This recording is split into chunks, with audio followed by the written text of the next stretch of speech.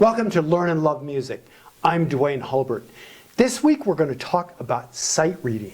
This piece, Waves of the Ocean, was a piece that I learned out of a big book that my grandpa gave me.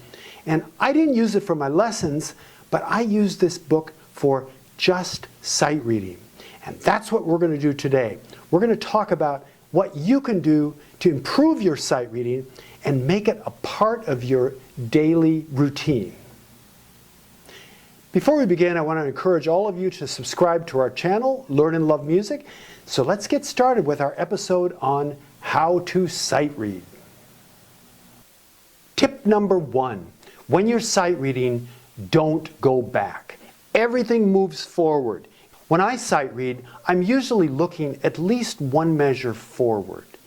And your eyes have to follow the score, but always be ahead of where the music is. You're always looking ahead. One of the tips that I use with students is I take a piece of paper, and as they're playing, I will push the paper along so that they can't look back.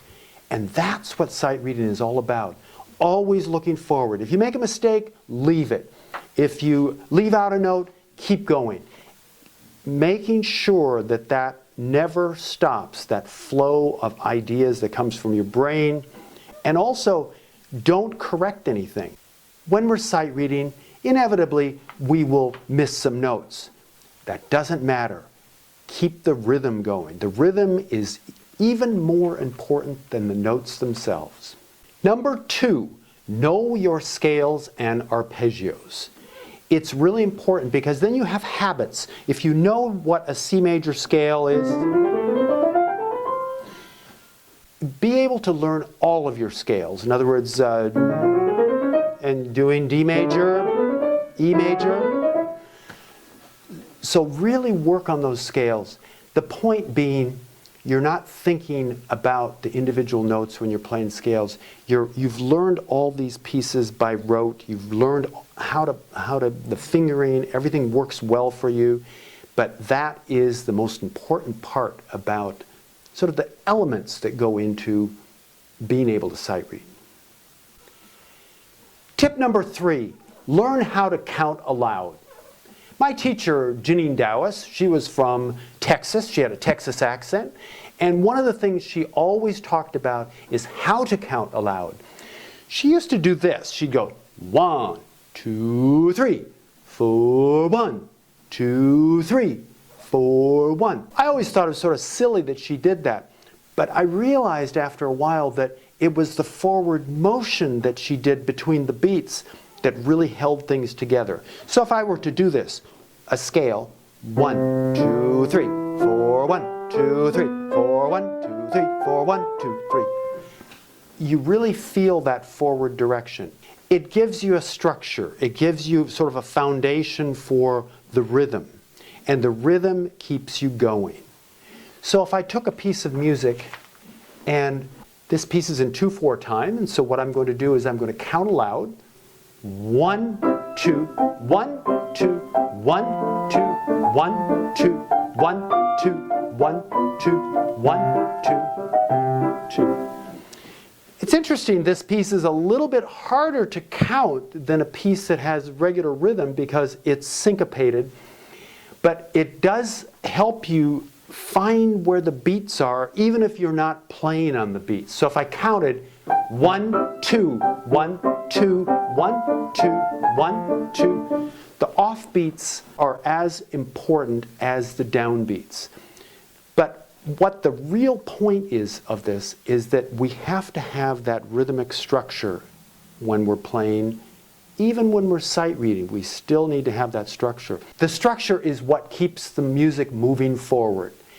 And your fingers keep moving forward, and also your brain is also moving forward as well. So you always know what's coming up next. And number 4, be sparing with your pedal when you're sight reading. We can always add pedal later on, but it's most important, especially for clarity. When you're playing music on the keyboard, don't put a lot of pedal in because that blurs things. And one of the things that I find is that if you are aware of harmonies, you can use pedal more efficiently. But at this stage, the sight reading stage, I would actually use very little pedal, if any at all. And finally, tip number 5, practice sight reading every day. Just what I'm going to do right now. Here's a hymn. I haven't played this in years.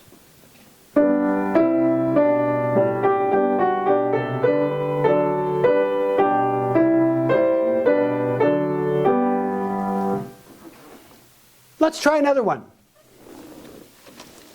Sesame Street songs. I don't want to live on the moon. I've never played this one before, but I'm going to sight read it.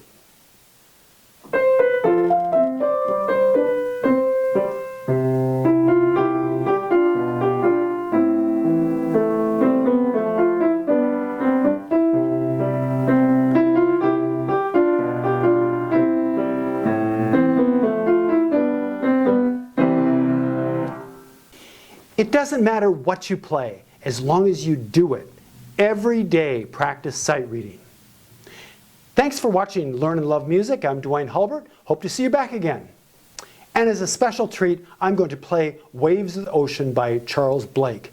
I haven't seen this music since I was 9 years old. So let's get started.